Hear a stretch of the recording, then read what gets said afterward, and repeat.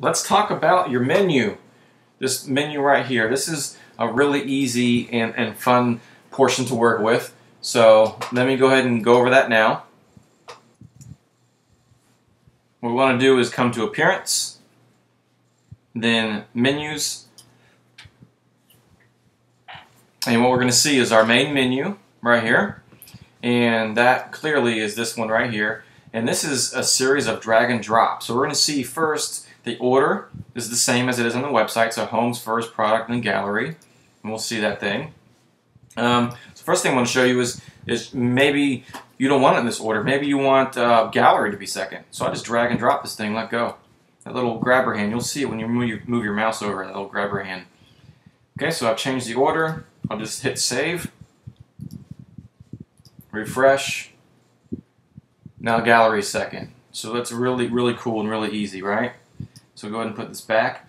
Next is creating a drop-down menu, which at the time you don't really have any, but I've set this up because usually clients will eventually want it. Okay, so right now we have this About Us, full width, normal page, just some generic pages, and to create a drop-down, what we need to do is basically create a parent and children or a child of that particular menu link.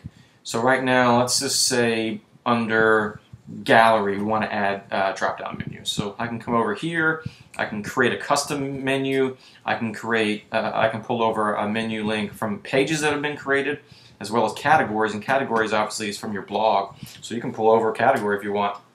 Let's go ahead and do a custom one first so I can actually do two birds with one stone. So you would do your URL, let's just say it's google.com. Okay, let's give it a name, so let's just call it Google, make it easy. There's your page name, your tab name, excuse me. And what we'll do is click Add to Menu.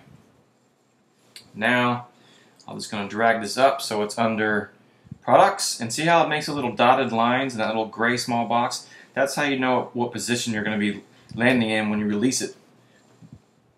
But if I start moving it to the right, I'll get an indented box. That is what we want. Also, while I'm in here, let me show you a little drop down. Everyone has these drop downs, so you get a little bit more information.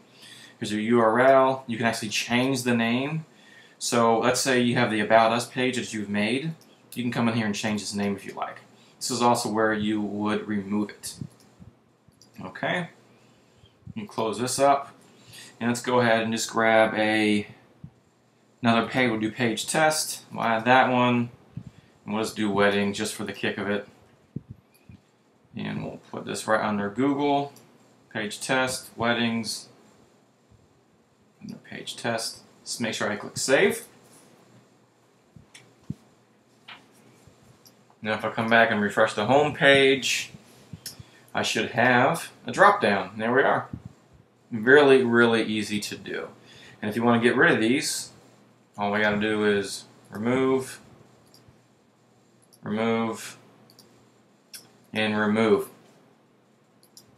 Alright, and I forgot to mention during the Pages tutorial, when you make a page and you publish it, it's not going to automatically show up in this menu, obviously. So if you publish it, don't freak out. No one's going to see it. But you have to link to it somewhere and or add it to a menu. Okay, so if you publish it, or you make a page, you have to come over to the menu section, find the page that you just made, and then add it into the menu. Otherwise, people are not going to see that particular menu. Okay, now I also want to show you something, and this is in widgets and in the blog, and this is probably going to be usually I cover all this menu section, what I'm getting ready to go over right now, in the widgets area and the sidebar area, but I'm actually going to do it twice in this section and the other section, so that way we can tie them together in both videos, and maybe it helps people, makes a little more sense. But it's a cool feature, so I like to go over it as much as possible. Okay, so with that said, what I want to go to is widgets. I want to show you something that's pretty neat in regards to menus. So if we look on the home page, excuse me, the blog page, landing page, you know, we have all these different sections and features and archives and categories and tags and blah blah blah. We can also work with menus to where we can add a menu into the sidebar. So if we roll over to the left, we'll see this custom menu block right here. And then over here on the right is our blog sidebar. Okay, and if I drag this custom menu over, let's see, we're just going to get this menu.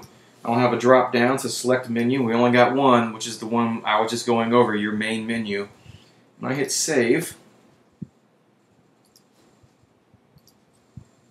Come back to the front page of the blog, refresh. Look, we have a menu here now. That's this menu right here. So you can actually create menus in your blog, and you can do anything you want in terms of that. So let me go ahead and close this and come back to the menus, and I'm going to show you how you can actually create a menu. So first thing we want to do is do plus. I'm just going to do this Charlie's menu. Create menu. Now it's going to be just like we did on this main menu. We can start dragging and dropping it and building a menu. So we'll just do, let's see, we'll do the home page.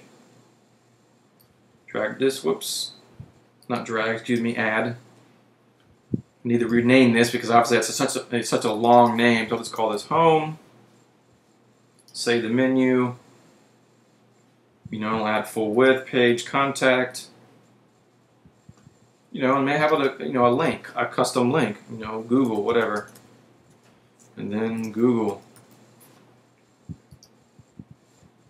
Save the menu. Now if I come back to widgets, and if I come back down the menu and I open the drop down, I now have Charlie's menu. So I can actually make as many possible menus as I want and just pop them in the blog and pop them in some other sections and actually pop them in a sidebar. We've made, you can see up here, to some sidebar sections, and as well, I'm going to go over those in some other videos. You can make multiple sidebars. You can make as many sidebars as you want on this site, and you can add as many menus as you want on this site. So with that, let me choose Charlie's menu, click save, and if I come back to the blog section and refresh, here's a different menu. That's the one I created. So I really wanted to go over that. And when I do the widgets section that goes over all these, I'm going to revert back to it and just kind of mention, hey, by the way, this is the menu section we went over. This so you can kind of keep it fresh in your mind. Let's go ahead and get rid of this. And that will do it for menus.